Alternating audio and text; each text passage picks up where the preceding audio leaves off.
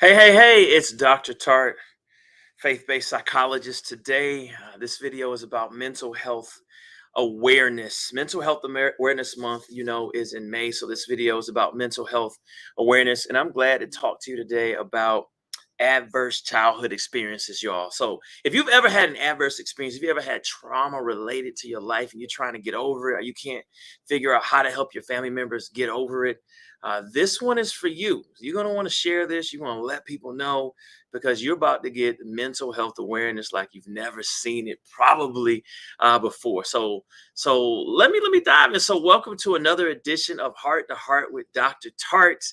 Yes, I am Dr. Tartt, faith-based psychologist, and today we're talking about a three-step process for getting over childhood trauma. Three-step process for getting over childhood trauma. So, like, this is real, y'all. As we start talking about mental health awareness, and we start talking about what's really going on, I'm just going to talk to you as my brothers and sisters. Like, we have been through too much not to get counseling for it not to affect our lives. So I'm going to break down. I'm going to break down what's going on with us. I want you to get a pen and paper out and start checking off because I'm going to give you a checklist to see just how traumatized you are. Because there are a lot of people who are surprised when they come into therapy and we call them depressed. We say, you're traumatized. And like, no, that's just life. That's just how it is. No, that's not how it is. That's called trauma. So we're going to dive in. You're going to have a good time. Make sure you're liking and subscribing this or following me on whatever platform you're watching this. I'm excited about this, and let's dive in. All right, let's dive in. All right. So there's this thing called ACEs, right? All right. And sorry you can't see that, but it's called adverse childhood experiences, ACEs. All right. And so ACEs are how many things you've been through in your life that have affected you. All right. So 1 in 6 adults have experienced 4 or more types of ACEs. And when I give you this list in a minute, you're gonna say, wow, that's me, or man, I can't believe that people go through that. And so 61% of adults have had at least one ACE. So you've been through something, the majority of you.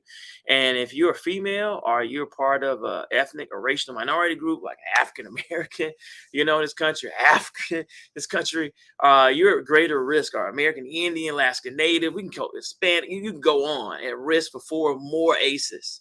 So that means just your gender, just your ethnicity is enough based on how this world is to expose you to 4 or more ACEs, right?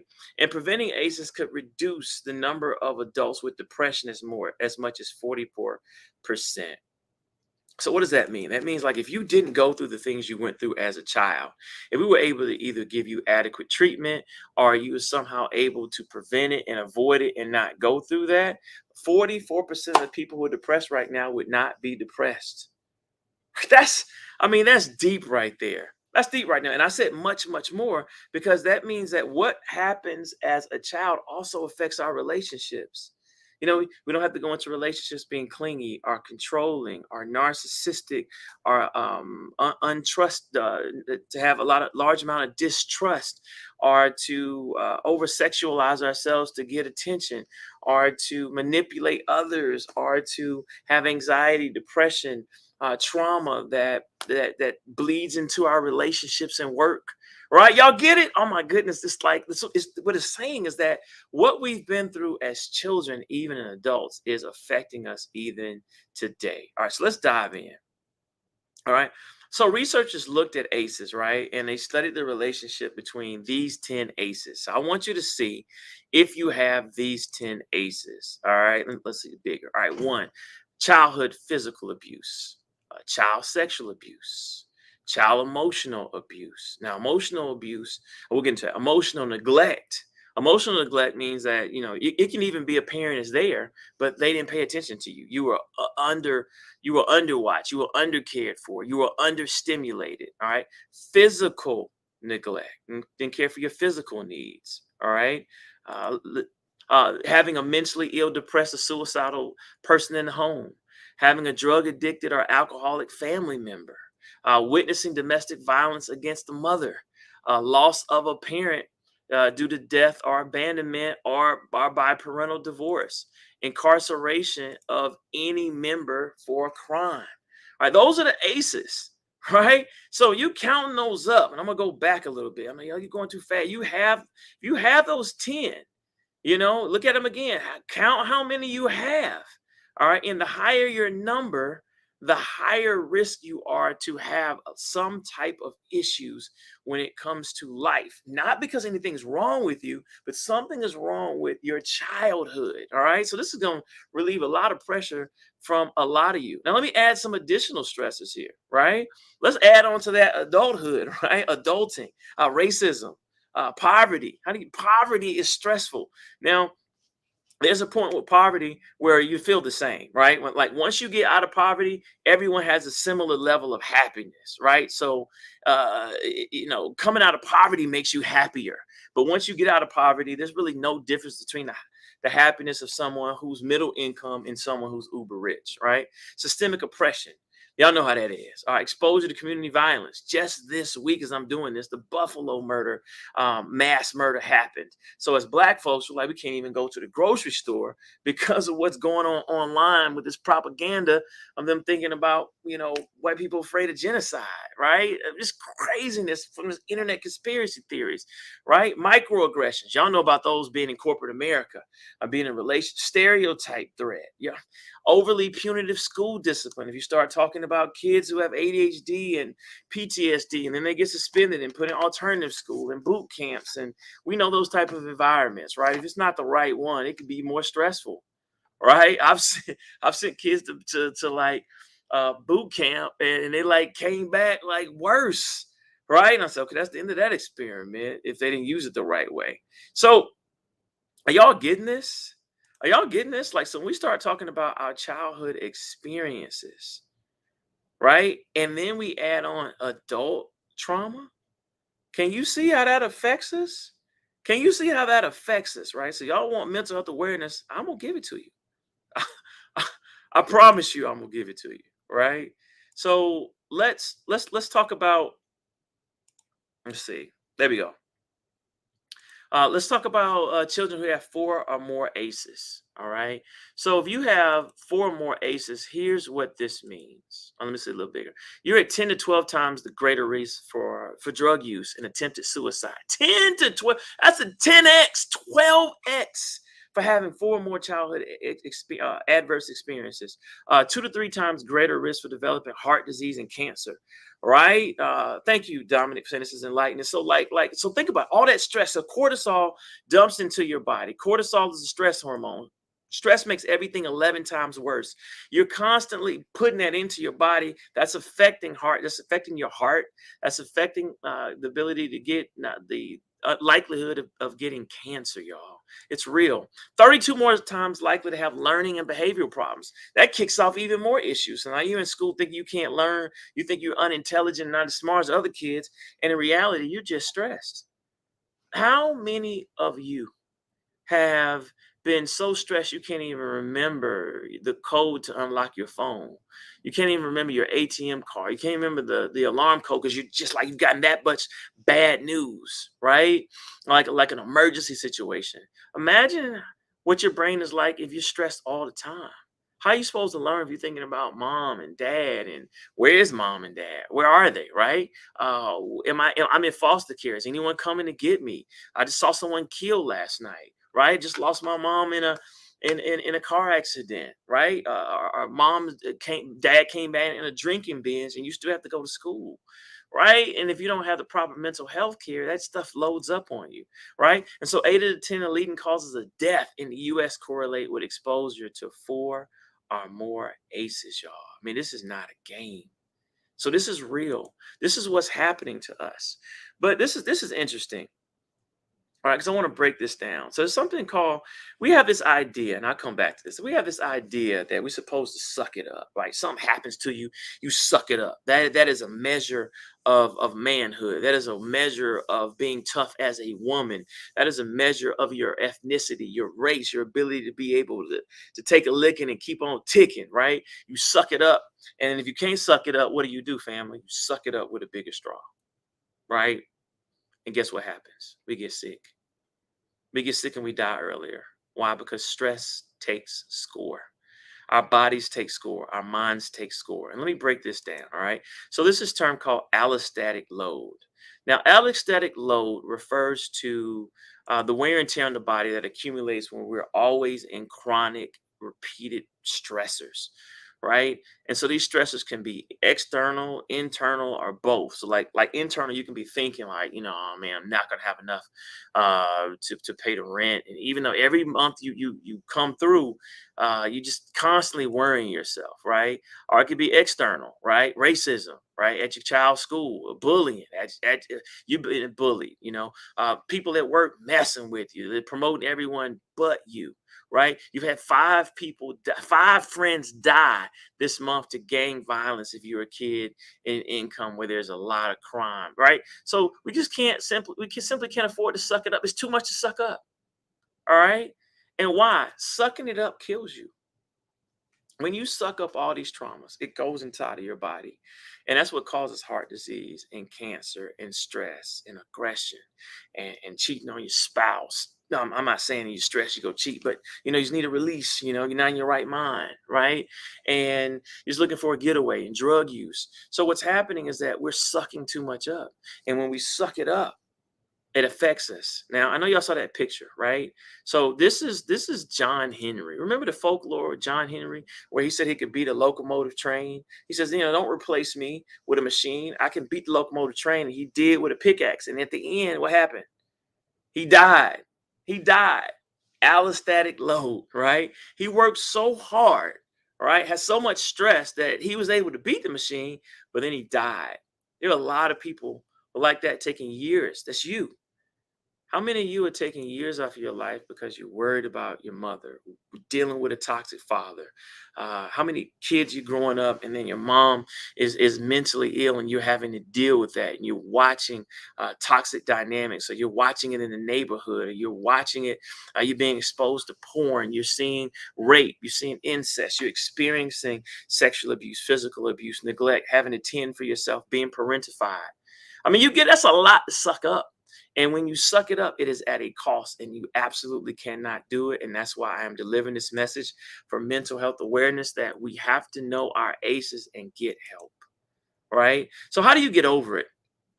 How do you get over it? Dr. Daniel Pink wrote a book called The Power of Regret. All right. And he talks about 3 steps. And this is the importance of therapy. 3 steps to getting over traumas or regrettable events. All right. Number 1 is self-disclosure. Right. And I'll break that down. Number 2 is self-compassion. And then number 3 is self-distancing. Now, this is why you should go to counseling, because counseling is going to allow you to do these 3 things. Because I know y'all are thinking, what's the point of opening up about stuff happening in the past, right? Why would I open up about that and feel worse? I don't want to feel worse. I'm trying to feel better. But how many of you are having sleep problems? How many of you are anxious to this day? You can't even take a shower at night. You lock the door 6 to 7 times. You try to gain control by locking the doors 9 or 10 times. How many of you are still having intrusive nightmares? How many of you are still arguing with your wife because she's disrespected you? How many of you have overreacted when someone touches you because you've been touched the wrong way? How many of you are in relationships and you're clingy or controlling because you could not trust your parents or past relationships? Y'all, it's bleeding out. All right. So I want you to at least examine these things, and I want to be a proponent, and I'm going to give you some resources for therapy. But let's talk about what it does as promised. All right. So number 1, self-disclosure. Self-disclosure is opening up. All right. Self-disclosure is opening up about your thoughts and feelings and actions related to a regrettable event. So the opposite of disclosure is closing up, keeping that inside. You don't want to do that. It makes you sick. And so when you open up to others, the response is usually sympathy versus judgment. Sometimes we think that if I open up with people and say, hey, you know what? I was sexually abused as a child, people would judge me. Or I was raped as a child, or my parents, those are not my birth parents. Those are actually my adoptive parents. Right. And so you think people are going to judge you. But in reality, what the research shows is that most people respond with empathy and sympathy, and then they want to move towards you. Right. So, like those of you that have read Viola Davis's book, when she opened up about growing up in object poverty. Like she said, she wasn't poor, she was poor. She was poor, family, right? And that makes you feel like, man, she was able to accomplish all of that despite that upbringing. Self-disclosure allows you to relive it, which a lot of you want to avoid, and then relieve it. See, when we don't relive it, we keep it trapped inside and it metastasizes like cancer. It gets worse. It goes from stage 1 to stage 2 to stage 3, stage 4, and then you can't come back to it. It's contaminated your whole system. I don't want you to do that. All right, I want you to let it out, right? Do the x-ray so you can get surgery, get it out of your system so that you can move forward. I'm not just feeling the Holy Spirit. This is unlocking and this is helping y'all right now. All right. So here's the thing. I talk to a lot of men and say, I don't want to talk about it, right? I said, that's not manly. Like, how you figure? I said, what you talk about, you can master. But what you can't talk about masters you. It masters you. And if you can't talk about what happens, you don't want to talk about it. All right. So then guess what you do? You drink, you smoke, you sex, you fight, you withdraw, you sleep, you take it out on other relationships, or you avoid relationships altogether, or are you not your true self in the relationship because your traumatic self is leading. And when people see you, they see pain, they see trauma. And so you're sabotaging the opportunities that you could have because you're hiding from your pain. You're keeping it inside and it's bleeding out. Right now, this is going to scare y'all. All right. People who have kept their pain inside tend to date people in pain. All right, you need a dance partner for pain. And this is why some of you date the same person over and over again, the same toxic person. All right. I was watching Keisha Cole and she dated Antonio Brown. I was like, no disrespect, but like, why would you do that? Like, why would you date someone who's actively going through things if you did not want to get hurt? But Keisha Cole's not seeing it that way. All right, she's seen it like this is a brother with a lot of money, with a lot of swag, with a lot of energy, a lot of dynamic personality. All right, and she's in pain and he's in pain, right? And so we dance and it's amazing. It's the best love making you had ever experienced because we solving each other pain. And then you wake up and you realize, whoa, this brother has some issues. Whoa, this sister has some issues, and you couldn't see it. It's because your trauma's inside and it's leading you. All right. Have you ever met someone where you're talking to them and within 5 minutes they're telling you about their pain? Right? You can't even find the person because they talk about their pain. I mean, I'm not judging. I'm just helping you understand that this is about our ACEs, our adverse childhood experiences, our adult traumas. That's what it is. Like you just said it. Someone says, in love with their representatives, right? You in love with their representative, trying to do the best, but because they haven't dealt with their ACEs, they're controlling. Why? They don't trust love. People who are controlling don't trust love. I don't trust that you come back to me on love. My parents didn't come back to me on love. All right. Well, I got sent around in foster care 4 times. Love, that wasn't a real thing. All right. So they learn to control. They learn to manipulate. They learn to shame. They learn to control. They learn to abuse. Are y'all getting it? All right. So everyone, not only is the abused dealing with trauma, but the abuser, the bully is dealing with trauma. Right? Like someone said, I still struggle with this as an adult because of the criticism I experienced then and still now by my parent. Right? Your parent is dealing with depression. So your parent has on dark lenses, they have on shades, and guess who they see? You dark. But the reality is you're not dark. They're depressed. But they're telling you you're dark, right? They see this dark, and so you can't find yourself. And so you think something's wrong with you. In reality, something's wrong with your parents. And really something's wrong with the ACEs that they've been through. Right? It's not you, it's the ACEs. And so if you go and you unpack it, you realize I'm a pretty smart kid. I'm actually very talented. I'm still trying to prove something to my parents when in reality, my parents struggle in every relationship they've been in. I want this to unlock and free you, right? Someone asked a question that says, how do we establish healthy boundaries for my family where the trauma began? Just like you just said it. You make the boundary. Just because it's family doesn't mean you could be around them. Being around chronic stress actually has the same impact as being around secondhand smoke and causing cancer. So if you're in the smoking room at the airport, I don't even know if they exist anymore, and it's your family in there, and you don't want cancer, would you go in there and let them blow smoke all in your face because that's mom, dad, brother, and sister? No, you step outside the smoking room, step into the lobby, and say, y'all can talk to me after you're done smoking. So what does that look like in real life? In real life, what that looks like is saying, hey, mom and dad, you need to go get therapy. You need to go get help. And if you choose not to, because I can't make you, then I choose not to be around you if you're going to be critical, if you're going to be condescending, if you're going to be controlling, if you're going to drink and stress me out and ask me for money and more money and more money. I'm going to love you from a distance. All right. And when you get well, when you want to come out the smoking room full of cancer, come meet me. I'm not abandoning you. I'm just choosing to be healthy because y'all are unhealthy. Just your dysfunction can't be my dysfunction. Y'all can't save me dysfunctional. Someone has to be healthy. So come find me in the healthy land, right? Get well, take care of yourself, and then come find me, right? And you see that a lot of times in relationships where, say, a wife leaves, husband has a substance abuse problem. He goes and gets substance abuse counseling, gets himself together, goes back and reclaims his family without the substances. That's healthy love. That's healthy boundaries. We enable people when we stay in it because we telling them it's not that bad, right? Because they're thinking in their mind, can't be that bad if you're around and you're thinking, man, I am giving you grace and favor 10 times over, but your chest is hurting. Oh, let's talk about it. Oh, your headaches, your stomach aches. And when you need them, you've been there for them. And when you need them for money, what they doing? I don't have it. Oh, they set boundaries real quickly. Hey, that money is for my college, or that money is for my kids, or that's money for my Friday night drinks. You know, I have a stressful job. They set boundaries really quickly with you. So you might as well set boundaries for yourself. All right. I know I went to preaching, y'all. All right. So y'all got it. So disclosure. Number two, self-compassion. Self-compassion is giving yourself the same compassion, kindness, and warmth that we give friends. Let me help y'all out right now. A lot of times we think that beating up on ourselves is actually something that we should do to make us feel better. All right, like make us better. Like, okay, you know what? Had you listened to your parents and not been out, that wouldn't happen.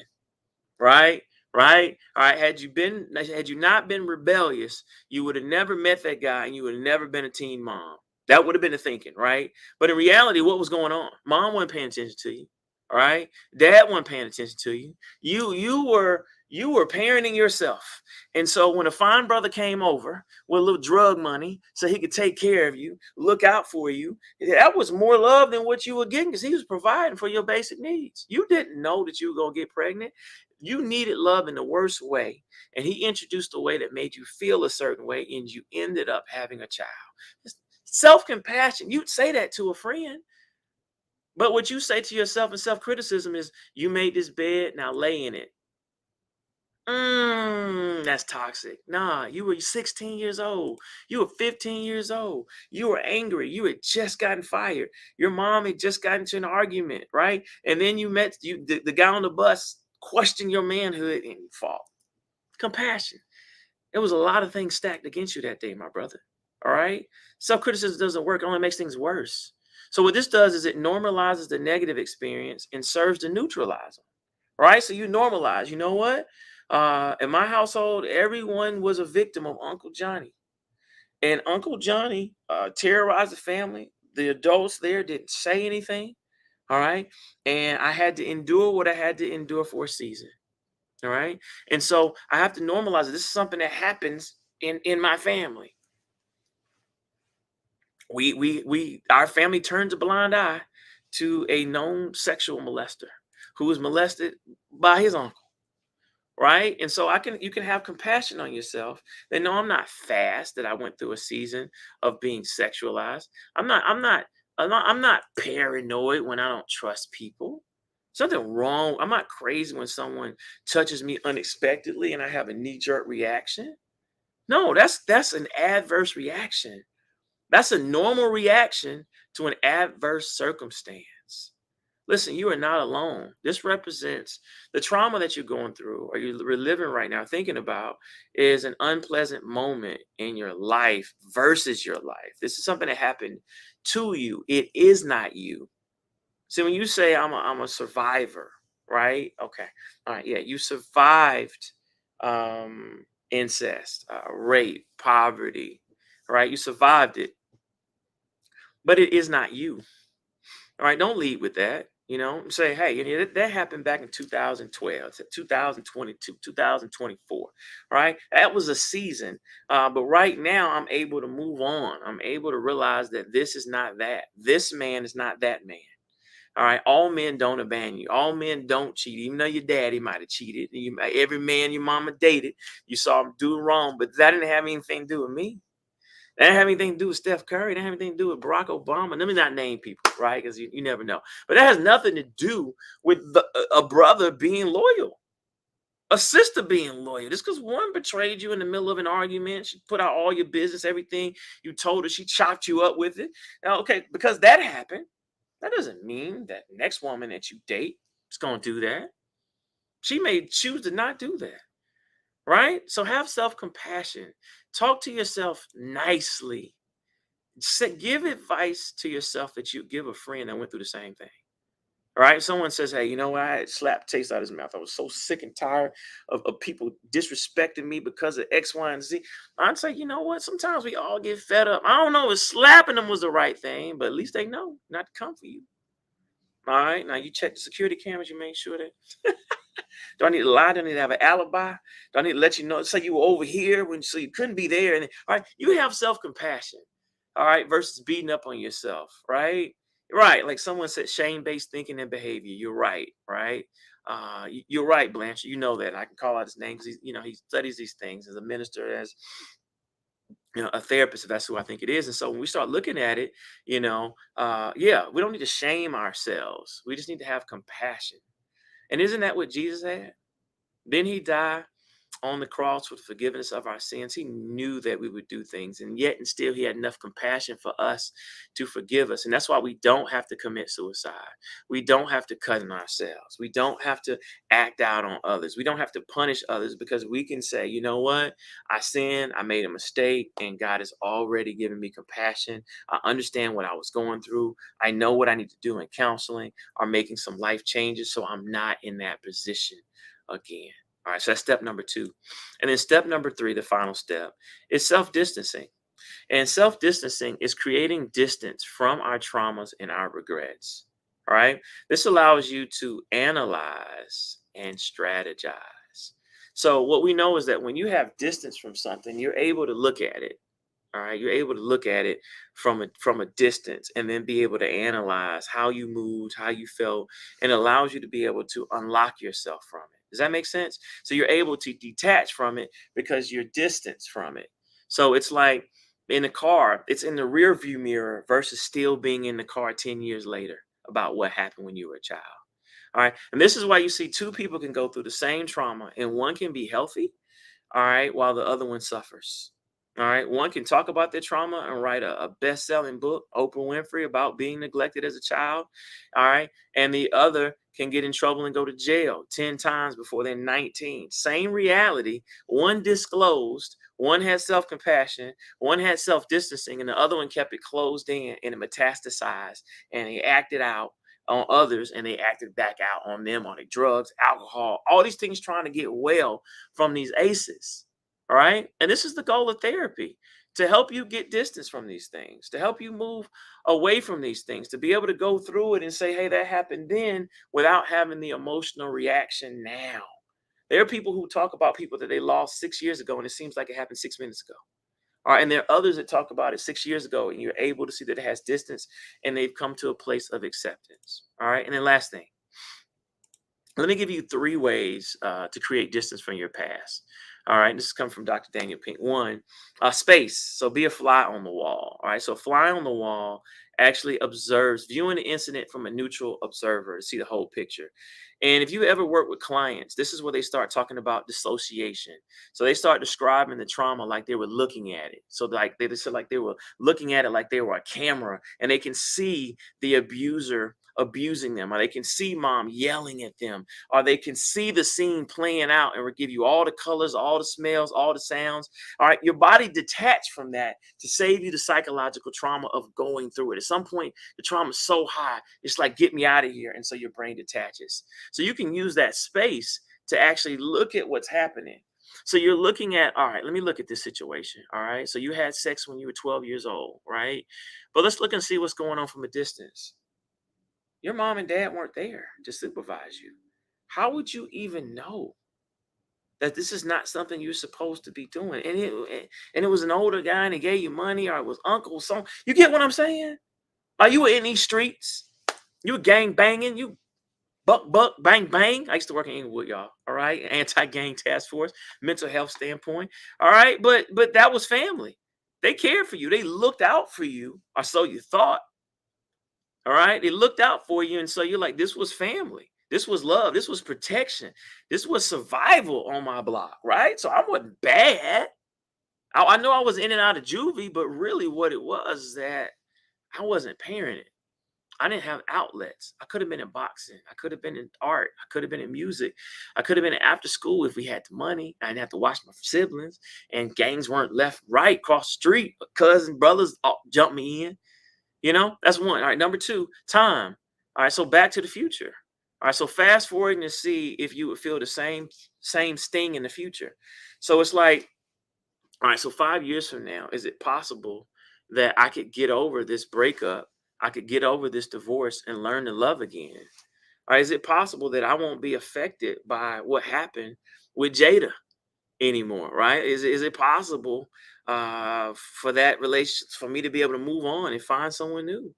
Steve Harvey was able to do it. He's able to not do a one, two, three failed relationships, but to go into a fourth marriage and apparently seem to thrive. Like, he's able to get distance by allowing time to heal, by doing the work of self-distancing, self-compassion, and disclosure, right? To be able to say, hey, you know what? I won't be upset with this in 4 or 5 years. I'll be able to work through it. And then the last one, language. All right. Talk about it in the second person. Instead of saying I, talk about it, your past is you. Like, you were going through a lot, Alduan. Alduan, you a lot was going on, man. When you yelled at your daughter, there was a lot going on with you, right? You had just seen 3 traumatic clients. You had just gotten a call about the vacation being canceled for COVID, and then you just kind of noticed that your daughter had skipped school, whatever. And so when you couldn't handle, there was a lot going on with you, brother. Right? So when you're able to do that with your language, you say, hey, you're a good person that had a bad day. Right? You're a good person that dated the wrong person. When you're able to do that, you're able to gain distance. All right. I hope that helps. Let's talk about some resources, y'all. All right. Psychology today, if you're looking for a therapist and you've gone through the maze and you're like, let me, insurance, who can see what? I know you spent maze. Psychology today, to me, is the best resource for finding a therapist, because you can put in your insurance information, put in your location, put in if they work with people of color, and the specialties, trauma, rape, and they'll link you up with people in your area. Psychology today is a steal. And then Alchemy Health. Alchemy Health. All right. So what happens before, in between, and after therapy? That's Alchemy Health. All right. So they help you to have wellness. All right. Check it out in your app store on your phone. Right. And so they cater to people of color to be able to give you mental health workshops like this. I am a partner with Alchemy. So you'll see me inside of the app giving you things like this. All right. Being able to talk about it, as well as other professionals. The Steve Fund. All right. So you're looking for, like, youth. Right? This is primarily geared towards youth, stevefund.org. And you're looking for resources like, I need some help with my daughter, but I don't know where to go. Or money's an issue. Access is an issue. Insurance is tripping. Check out the Steve Fund. That's what they are built to do. And then the substance abuse. I'm trying to think. I think this is substance abuse. Yeah, this is the Substance Abuse Mental Health Service Administration. I got it, y'all. All right. They have a 1-800 hotline to help you link up with therapy and get, be taken care of. You're like going through it right now. And then NAMI, National Association of Mental Illness, NAMI.org. And then, of course, as a psychologist, I have to represent for the American Psychological Association. If you want to figure out how to put in work workplace, mental health initiatives. If you just want to know the latest cutting edge when it comes to all things psychology, you want a referral service, you want to find someone to speak, you want to really understand what's going on with the loneliness pandemic or understand how to be resilient, there are a whole cadre of resources at the American Psychological Association, which just so happens to have a sister at the helm right now, Dr. Tama Bryant Davis, Dr. Bryant. So I'm just excited about that. I'm excited about supporting all the initiatives coming off of a sister, Dr. Jennifer Kelly, who turned it over. So the American Psychological Association is doing some amazing things. All right. So I hope those resources help you. If you like that, and you like this, and you want me to speak, you want more of this, here's my information, right? If you want more mental health tips and videos, resources, text me 770-637-5710. It's my text line where I send out these things right to your cell phone. All right, check out my website, follow me on Instagram, Dr. Tartt. And if you want to speak, this is my office number right here. It's real. All right, call me and I'll be glad to speak to your organization. All right, so make sure you're liking this and subscribing to this.